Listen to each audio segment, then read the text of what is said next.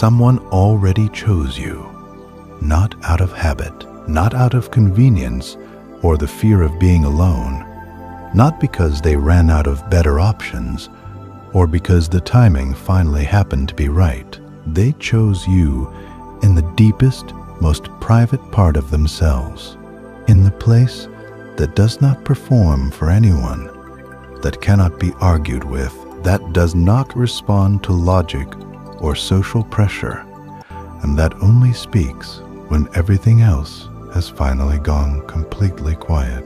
And you have been feeling it. That is exactly why you are here right now. That restlessness you have been carrying for longer than you can properly explain.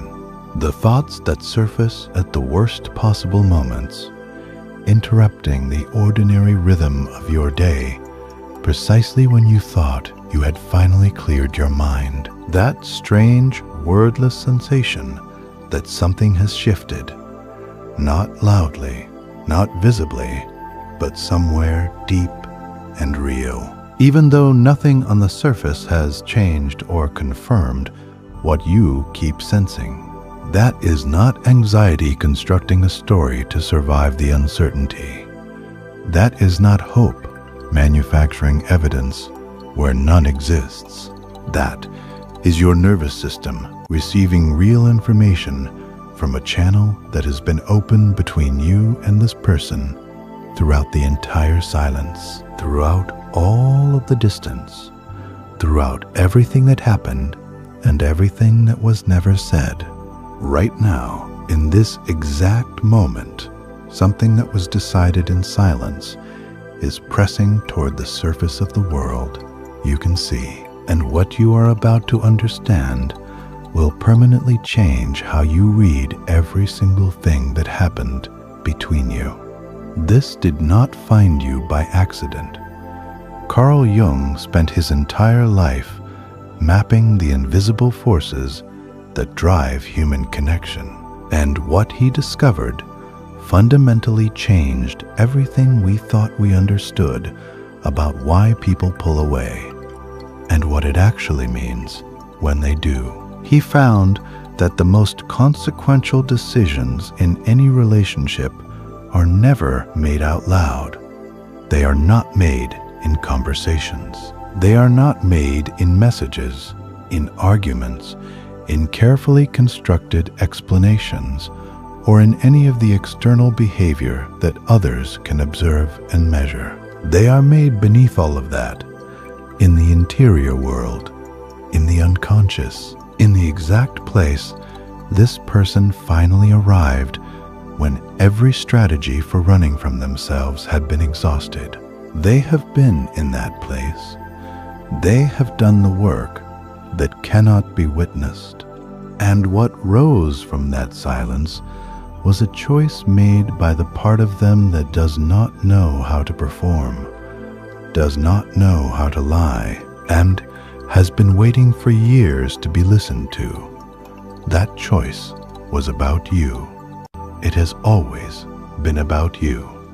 This is not a coincidence that you sensed it before anyone confirmed it. That persistent knowing, that quiet signal underneath all the doubt and all the hurt, was never wishful thinking. It was your own unconscious registering the reality of a bond that has continued to exist and to develop in the invisible space between you, completely independent of contact, completely independent of distance, completely independent of everything that was and was not said in the time apart. You did something that made this possible, not by chasing, not by convincing, not by making yourself available in all the ways the ego suggests when it is afraid of losing, by being exactly who you are, and by holding that without apology,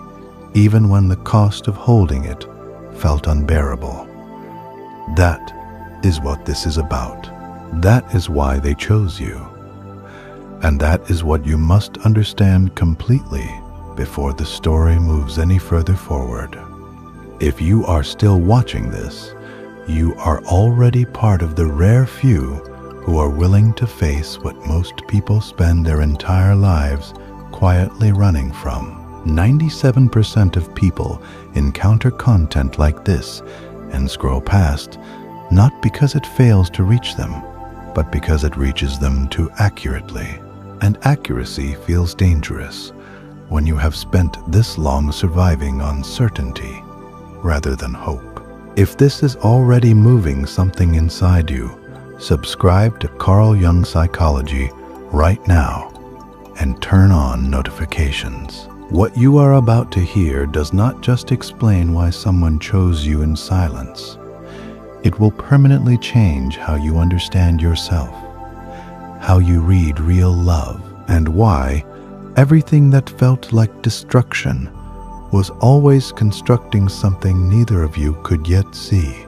To understand the choice, you first have to understand the silence.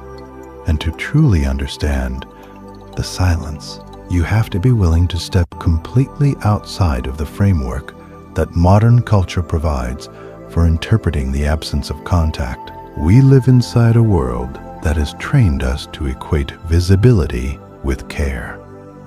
If someone is not reaching out, they have moved on. If the messages have stopped, the feeling has stopped with them. If they are absent from your life in every visible way, then, in the logic the ego uses to navigate reality, they are simply no longer present in any meaningful sense. This is the fastest, most surface-level reading available, and it is wrong in every way that matters. Carl Jung demonstrated this with a consistency that decades of clinical work only deepened. The interior life of a human being operates on a timeline that has nothing to do with external behavior, and everything to do with a much slower, much more painful, and ultimately far more consequential process. The process of becoming honest with oneself. What looks like silence from the outside can be the most active and transformative period of internal growth a person has ever been forced to undergo. The silence this person gave you was not the absence of feeling. It was the presence of a reckoning that had been accumulating for years and could no longer be postponed. To understand what that reckoning actually was and why it had everything to do with you, you need to understand the concept that sits at the absolute center of Jungian psychology, the shadow. Not the shadow as a dramatic metaphor for evil or moral darkness. The shadow as Jung actually defined and documented it through decades of clinical observation. Every part of the self that was suppressed, rejected, or hidden because the environment a person grew up in had no safe or acceptable place for it. Every fear a child was taught to be ashamed of feeling. Every need that was met with withdrawal or criticism instead of warmth. Every emotion that arrived too openly, too intensely, or too inconveniently for the space it appeared in, and was therefore gradually trained to stay quiet. Every version of the self that felt too vulnerable, too raw, too much, and was accordingly learned to keep contained. The process is not dramatic. It is incremental and largely invisible, even to the person performing it. Over years of practice, the containment becomes automatic. The hiding becomes a reflex, and the person builds a life that functions smoothly around what they have buried. A persona, a socially approved and internally rehearsed version of themselves that moves through the world with competence and composure without ever disturbing the weight it carries underneath. This person had built exactly that. For years it had worked. The persona was functional. The distance from the shadow felt manageable. The life they constructed around it moved smoothly. relationships that did not ask too much, work that rewarded competence over vulnerability, patterns of connection that stayed comfortably at the surface and never pressed toward the depth where the real self lived. They had found a way to feel in control, to feel safe, to move through the world without the particular terror of being genuinely known. It is not a villainous thing to do. It is a very human thing to do. Almost everyone does some version of it. But the shadow does not disappear simply because it is successfully avoided. It waits. It accumulates weight, and it becomes more significant with every year of sustained evasion. And then you entered their life, and everything the persona was designed to protect was suddenly, unavoidably visible. When two people connect at the depth that you connected with this person, something occurs that Jung described as one of the most destabilizing and ultimately transformative experiences available to the human psyche. Each person becomes a mirror for the other, not the managed, curated reflection of ordinary social interaction, where people see back the image they have been carefully projecting. The deep mirror, the one that shows what is genuinely present, not what the persona has been working to display.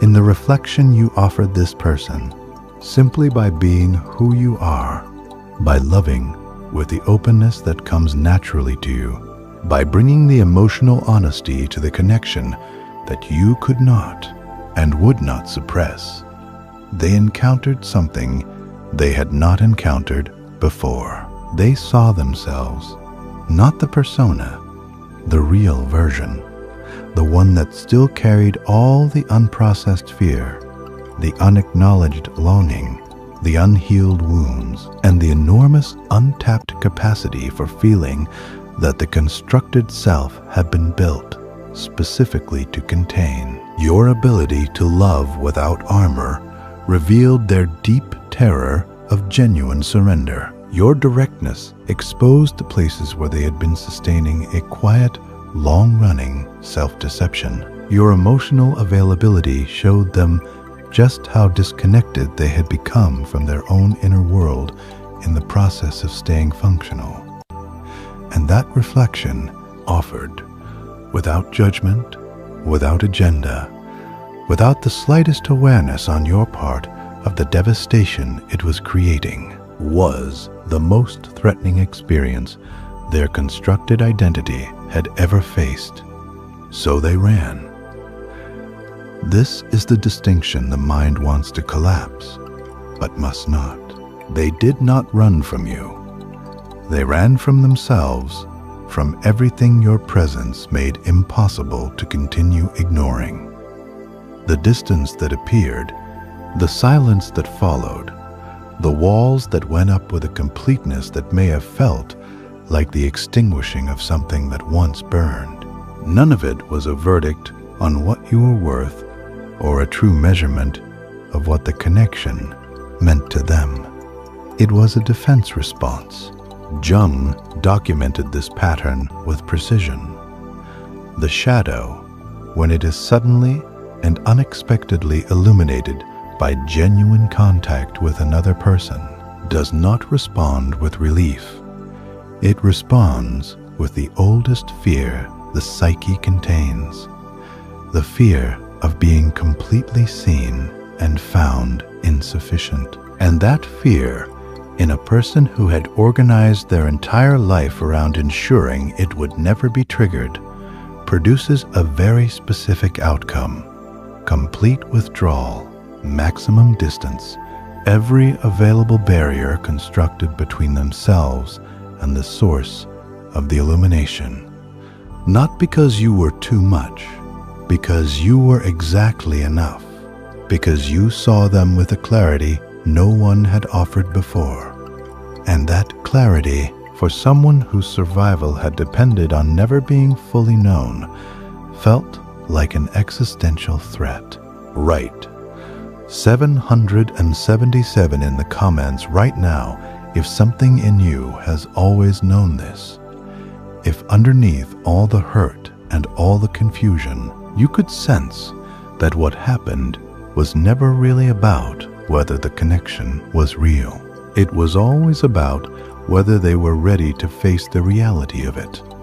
Here is what was actually happening during every day of the silence. Every strategy deployed to rebuild distance between themselves and what they felt failed to produce the result it was supposed to produce. The work they buried themselves in eventually finished and left the same thoughts waiting on the other side. The attempts to connect with other people to confirm that what they felt with you was replaceable kept arriving at the same hollow recognition that nothing they found elsewhere carried the particular weight of what had existed between you. The internal arguments they rehearsed, that the feeling was temporary, that it was a projection, that the practical realities made it impossible. That moving forward was simply a decision they could make and execute. Each one of those arguments eroded over time, not because it was irrational, but because the evidence against it was patient and relentless. The feeling did not reduce with distance. The absence of you did not generate the relief the escape was supposed to deliver. What it generated, instead, was something the ego had not anticipated, a growing, inescapable awareness that the emptiness being experienced was not caused by separation from you. It was caused by continued separation from the truth, from the real self that had been locked away long before you arrived. You were never the problem.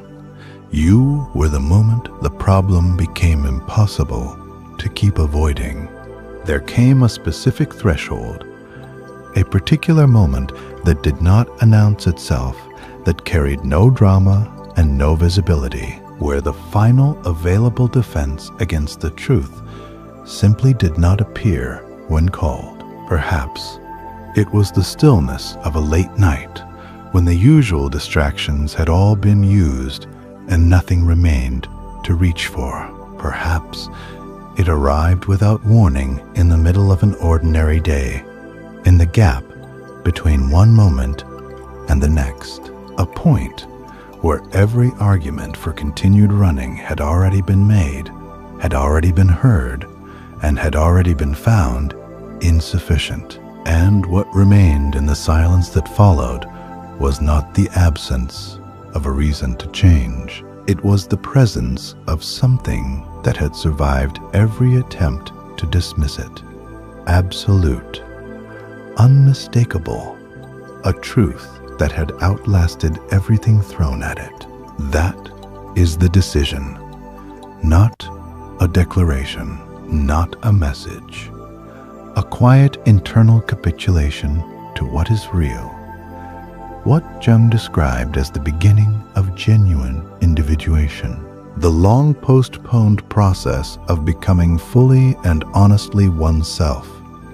Not the persona self, not the constructed self that performs for external approval, but the actual self, with all its fear and all its need and all its enormous capacity for genuine connection, no longer willing to pretend to be something smaller. A decision made by the ego can be reversed by the ego.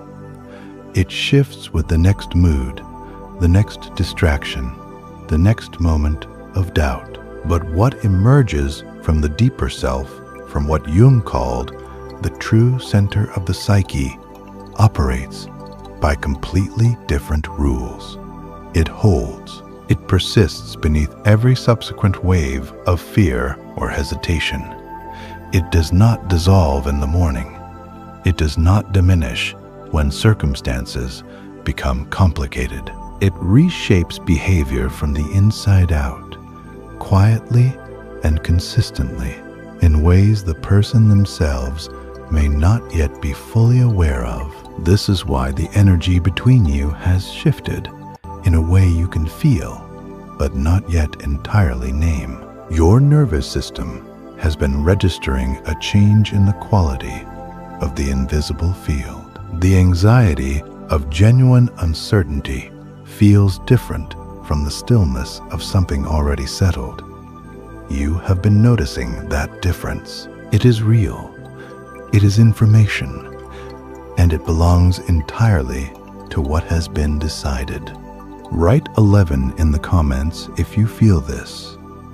If you can sense somewhere beneath all the unanswered questions that the energy is different now, that the quality of the uncertainty has changed, that something on the other side of the silence is no longer undecided. The bond between you has been active throughout every moment of the separation.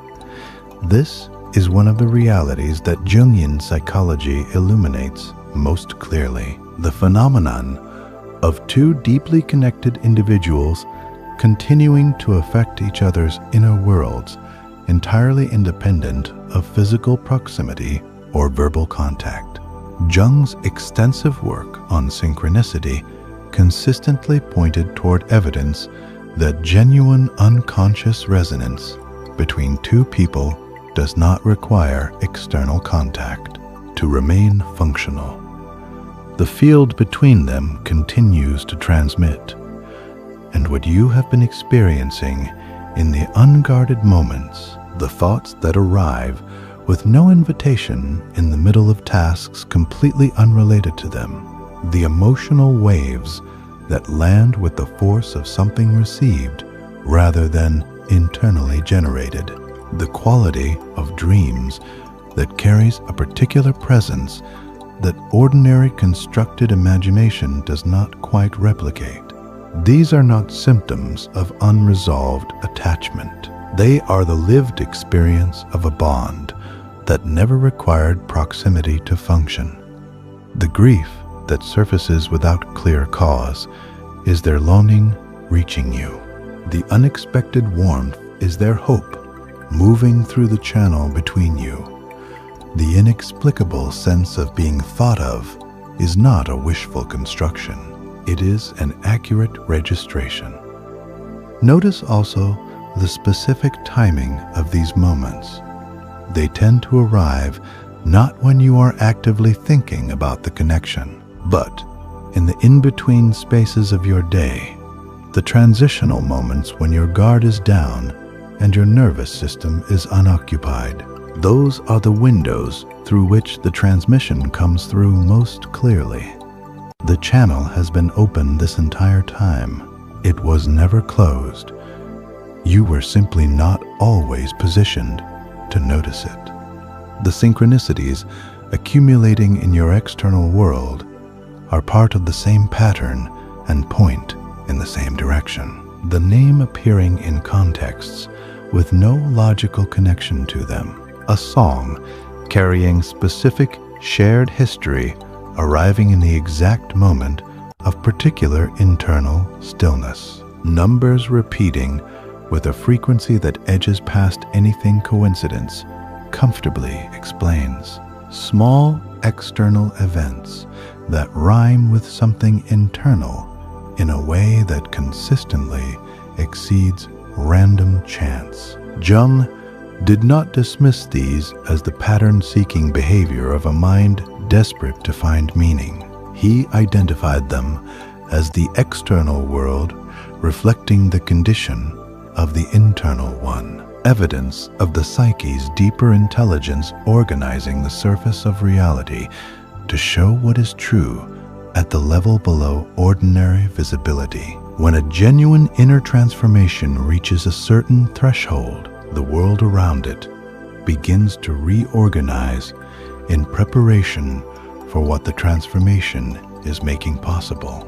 These are not signs that something might happen. They are signs that something already has, in the place where things happen first, before they become visible.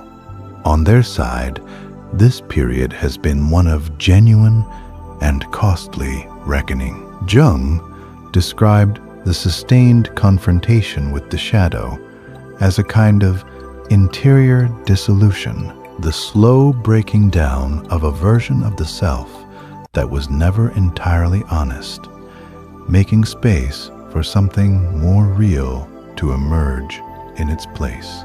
This person has been living through that dissolution, the composed, controlled, apparently untouchable version of themselves that felt so profoundly threatened by what you reflected has had to give way.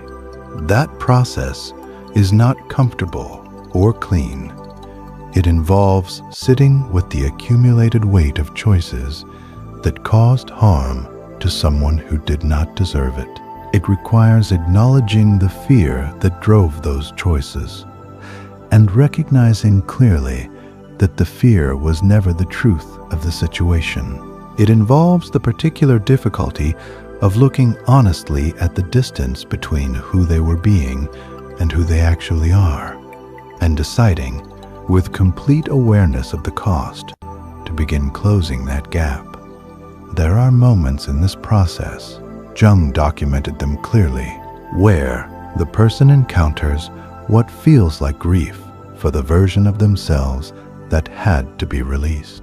The persona, for all its limitations, was also a kind of home. Letting it go feels like a loss before it feels like a liberation. This person has moved through that grief. They have sat with the discomfort of recognizing that the most defended parts of themselves were also the parts that cost them the most. And on the other side of that recognition, something settled. The version of them making decisions now is genuinely not the same version that created the distance and the silence. That version had to dissolve. What remains, once the shadow has been faced and the fear has lost the authority it once held, is simpler and quieter and more solid. Someone who knows what they want and has finally stopped constructing an alternative story to avoid admitting it. The energy that has been building in the invisible is now pressing toward the visible world.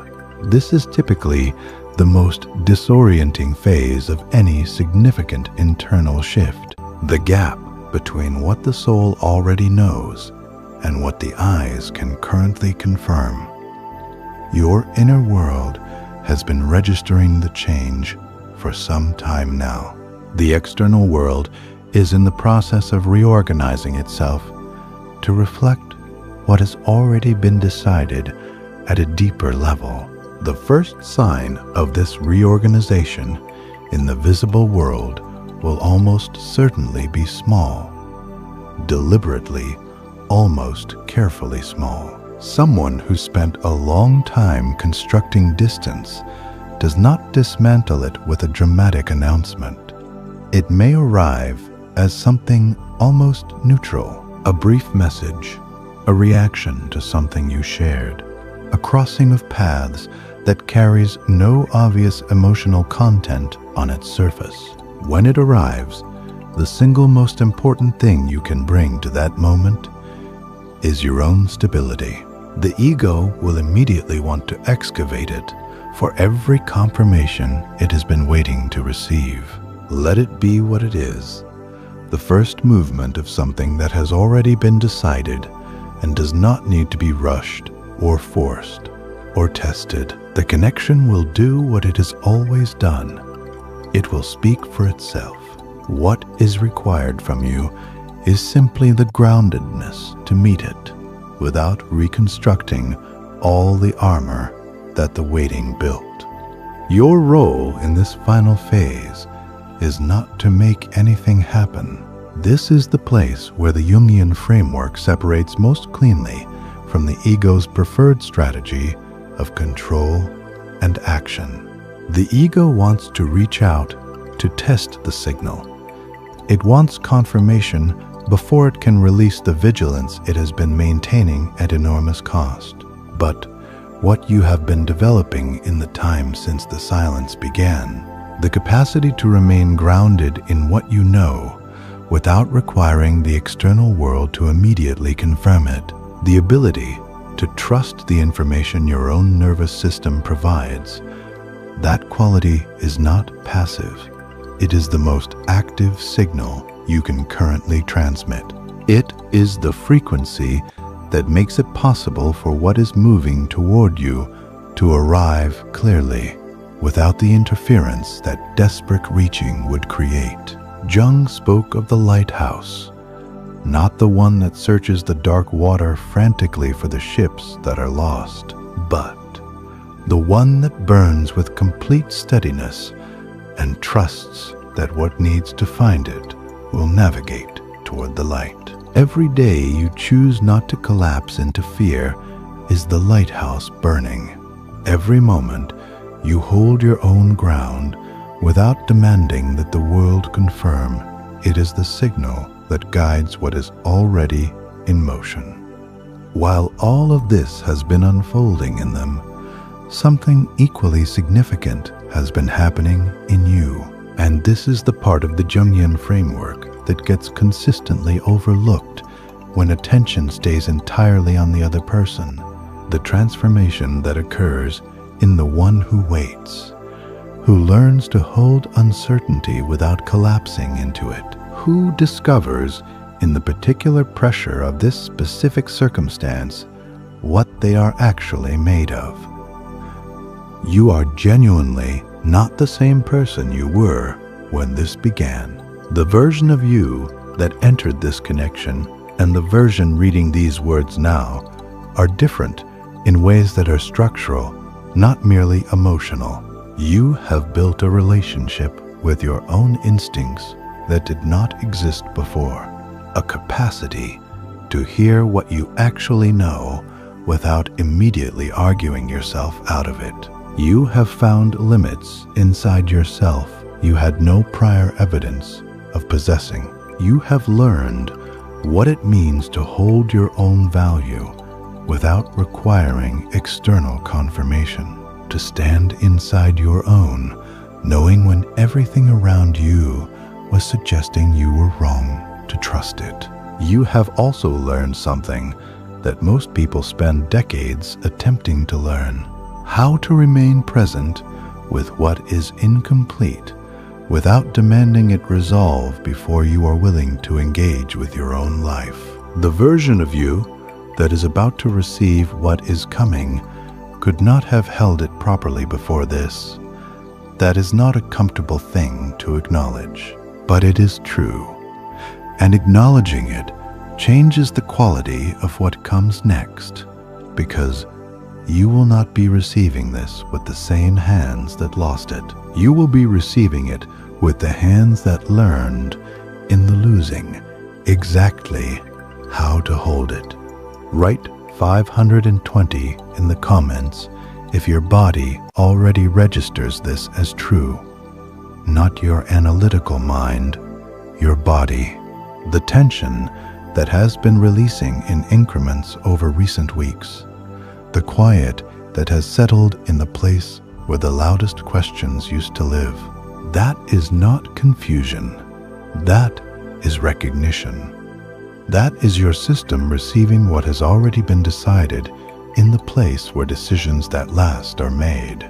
What Jung understood about genuine returns, the ones that come after real growth has occurred on both sides of the separation, is that they carry something no first meeting can ever contain: the weight of what was survived, the clarity that only comes from having faced the worst available outcome and discovering that the bond persisted through it, the choosing again, but this time with complete knowledge of the cost, and choosing in full awareness of that cost anyway.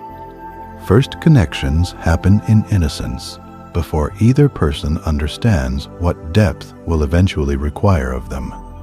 Returns happen in knowledge, a connection chosen by someone who has already run from it, already faced themselves in its absence, and still arrived at the same answer. is an entirely different kind of choice from the one made before any of that was known. It carries a gravity that cannot be manufactured. It holds in a way that the original, as powerful as it was never quite structured to hold. This person is not returning to who you were or to who they were. They are moving toward who you both became. And what meets on the other side of this distance will not repeat what fell apart. It will be what the falling apart was always, from the very beginning, constructing. Nothing in this process was wasted. Not one moment of the silence, not one night of carrying questions that had no immediate answers, not one day of choosing to hold what was true without any external confirmation that it was real. Carl Jung spent his entire career insisting on the intelligence that operates inside what appears to be pure chaos, the purposeful architecture hidden within the exact experiences that feel, from the inside, most like destruction. Every tear, every moment of deliberate stillness, when every instinct was urging action, every time you chose to trust what you felt, rather than collapse into the easier story that it meant nothing, all of it was building something in you, in them, in the connection that never actually closed, regardless of every appearance that suggested it had. The decision has been made where decisions that endure are made, in the quiet, in the honest interior, in the place beneath everything that performs and protects and postpones. The visible world is the last layer to reflect what is already true in the deeper one. It is moving, it is coming, and you are ready, not because the path was clean or graceful, but because you stayed true to what you knew. You stayed with yourself when it would have been easier not to. And that, precisely and completely that, is why they chose you. There is something that happens in the moments just before a real reunion that most people are never told to expect. And because they are not told, they misread it entirely. It arrives as a particular kind of quiet, not the aching quiet of waiting, not the hollow quiet of giving up, but a different quality altogether, a stillness that does not feel empty, a settling inside the chest that has no clear explanation. The questions that used to loop without resolution simply stop looping, not because they were answered, but because something deeper than the questioning has already registered what the questions were searching for. This quiet is not numbness. It is not detachment. It is the inner world recognizing, before the outer world has shown a single visible sign, that the weight of what was unresolved has shifted. That something on the other side has finally aligned with something on yours. You may have already felt this arriving in small moments, sitting still and noticing with genuine surprise that the grip of it is not as tight as it was. Walking through an ordinary day and realizing, partway through, that you went a whole hour without the familiar pull of anxiety about what has not yet happened. That is not forgetting. That is your nervous system beginning to release a tension it has been holding on your behalf for a very long time, because the signal it has been waiting for has finally, quietly arrived. This person is also sitting inside a quiet they do not fully have words for yet. They have made their decision in the interior. They have stopped arguing with what they feel.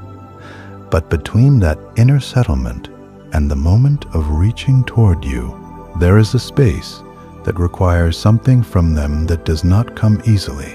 the willingness to be genuinely vulnerable with the one person they could not be vulnerable with before. That is what the remaining silence contains, not indecision, not reversal, the gathering of something, the particular kind of courage that only becomes available once the ego has been set aside and the real self is the one doing the reaching. This is not a small thing for someone who organized their entire life around never needing to reach. They are learning in real time what it means to move toward something without the protection of certainty, without the guarantee that it will be received, without the persona in place to manage how they are seen if it does not go the way they need it to go. That kind of reaching, unguarded, unhidden, with nothing constructed between the self and the risk, is the most honest thing a human being can offer another. And it is what is coming toward you. Write 111 in the comments if you feel ready to receive this. Not the version of it you imagined in the hardest moments, not the version the ego scripted in the long hours of waiting, but the real version, the one that arrives with the weight of everything it survived to get here, the one that will not look exactly like you pictured, because it will be more honest than any picture you could have constructed. Real love, returned after real growth, does not arrive wearing the costume of fantasy. It arrives wearing the face of someone who has finally stopped pretending to be someone they are not. And when that face turns toward you, without the mask, without the distance, without anything between you and the truth of what they feel, you will not need to ask what it means. You will simply know, the same way you already know right now, before a single visible thing has confirmed it. That knowing is not weakness. That knowing is the most reliable thing you possess. Trust it. It has been right about this all along.